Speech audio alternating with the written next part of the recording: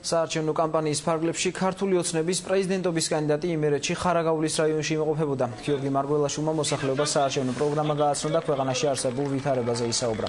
ხარაგაულში რეგიონული განვითარებისა და ინფრასტრუქტურის მინისტრიც ჩავიდა.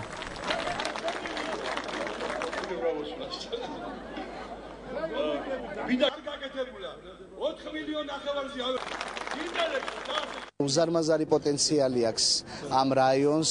მე წამოვედი იმ გზით, რომლის გარემონტებაც იგეგმება და თვითონ გზა არის ცუდი, მაგრამ არაჩვეულებრივი გარემო არის და ის პოტენციალი რაც აქ არის, მე დარწმუნებული ვარ, რომ ის ძალიან მალე ახალი პოლიტიკური ვითარების შედეგად აყვავდება, გაძლიერდება. სიკეთეს მოველით მაგ ადამიანიდან სოფლის მიხედვა ყველაზე აუცილებელი ადამიანისთვის ჩვენ ამას მივიჩნევთ და ჩვენამდე რომ მოვა ეს დახმარებები და რამე ჩვენს იმედია ნათորად რა ჯერჯერობით ასე თვლით.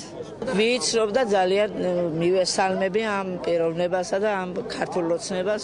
მართალი ვარ, ვერ ვკითხულობ, მაგრამ შვილები რო კითხულობენ, ყველაფერი მოსწონთ და არიან თანახმა და კმაყოფილები ვარ.